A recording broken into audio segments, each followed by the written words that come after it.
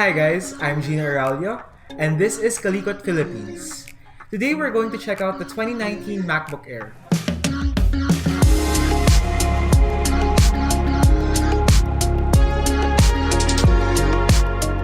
So one thing you should know about me, I've basically tried them all. I've used Chromebooks, notebooks, ragged old netbooks, gaming PCs, Windows Ubuntu Elementary, and everything in between. So I'm not joking when I tell you that the 2019 MacBook Air is seriously one of the best laptops out in the Philippine market right now. It's best with an asterisk. Right now, my daily driver for a laptop is the Xiaomi Notebook Air 2018. It's basically a blatant rip-off the older 2016 MacBook Air, but with a ton of improvements. Even if it does have almost the same build quality and identical form factor as the 2016 MacBook Air, there is and always will be something so elegantly Apple that makes their products worth the extra buck. Yamanin maybe, but you get what you pay for. So, out of the box you get the MacBook itself, the Type-C to C cable, and a 30-watt power brick. If you ask me, 30 watts is actually a pretty low charging current as compared to, say, my Xiaomi notebook, which has a 65-watt Type-C charger out of the box. The MacBook so far has held up pretty well in terms of battery. I can't really do much to complain, right? The box also includes the user manual, which was conveniently left at our other shoot location. Going back, let's talk specs. The 2019 MacBook Air has a 13.3-inch diagonal IPS display with a 2560 by 1600 display resolution. That's 227 pixels per inch, so it's safely within the margins of being called a Retina display. The screen incorporates what Apple calls True Tone technology, which basically means that the screen colors will adjust depending on the color temperature of the room it's in. So of course, it also has the now ubiquitous Touch ID fingerprint sensor, which makes logging in a breeze. One area which the MacBook is undoubtedly king is the battery life. It has a 50-watt battery, which is pretty good considering its really thin form factor at just about 1.56 centimeters.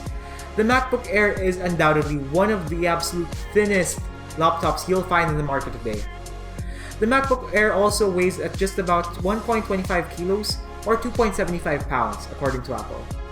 Based on my experience looking it around all day, it is undoubtedly one of the lightest laptops I've ever used. The keyboard still employs Apple's butterfly key switches. Personally, I'm still very much not a fan of it. Although, I will say that they really grow on you. At first, I really hated them, but later on, they became a bit more tolerable, although still, not my type.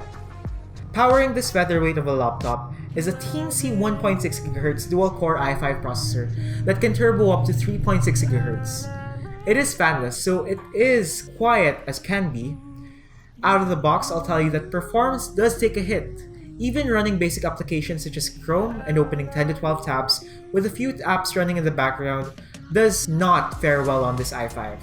I would actually want to say that this is almost like a rebrand of the existing Core M chips on the last generation MacBooks. By the way, these MacBooks are the ones that aren't the Pros, not the Airs, just the MacBooks. So let's just say that the i5 on this thing was not really designed to run anything more taxing than daily office and media consumption work. For ports, well of course, there's only 2 ports. So, 2 USB Type-C 3.1 Gen 2. So that's capable of up to 10 gigs a second transfer speed. It's also equipped with Thunderbolt 3 and display output capable of up to 40 gigs a second. So of course you can theoretically plug in a separate graphics card, but for a laptop with these specs with a fanless design, I'd actually think twice about that. Maybe get a MacBook Pro instead. So what's my take on this? So I spent just over 3 days using it. So sinubukan ko talaga mag-full on Apple lifestyle with the matching Apple iPhone XS Max. And well, battery life is of course phenomenal. This is a laptop that would easily win most battery longevity tests. Apple actually claims about 10 hours mixed use, and I would say that's about fair. I used it at a coffee shop for about 5 hours, and it stayed right around 48%. Of course, your mileage may vary depending on what tasks you use on this machine. So the Apple ecosystem is also really great. But personally, as someone who's used several operating systems in the past, several laptops in the past, it's simply not for me. But it could be for a lot of other guys out there. So, who is this for anyway? I reckon this is for those who want a laptop that's clean, that's lean, that's a coffee shop machine. This is definitely for mixed office work and media consumption. Yes, I did manage to use Adobe Illustrator and Photoshop just fine, but after a while you do feel that the processor starts to throttle just a little bit, and it does lag every now and then when doing more intensive work than just your average Chrome browsing. One of my main concerns aside from the lower than expected performance is also the storage capacity. Okay, so there are two variants of this laptop for sale in the Philippines. One is the base model, which sells for about 65,000 pesos retail.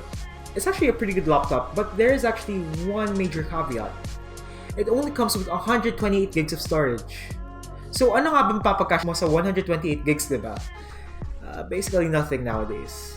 So the next tier of this is actually priced at about 75,000 pesos, and it comes with 256 gigs of storage. So that's a 10,000 peso difference for just about 128 gigs of storage. Medyo malabo for the price. It's not super justifiable, and it could be a deal breaker for a lot of you guys, especially for my dad. Yeah, it's a deal breaker for him. So 65,000 pesos for the base model isn't cheap by any means. I mean, obviously this laptop isn't targeted for the masses, but it is focused on those who need a premium day-to-day laptop, primarily focused on work, office, and media consumption. Yes, you can do light media-centric tasks on this, but if you're an actual professional, go for the Pro version, which comes with the U-series chip and not the Y-series fanless ones, which are basically Core M rebrands. Okay guys, so that's basically it. I hope you really liked this review.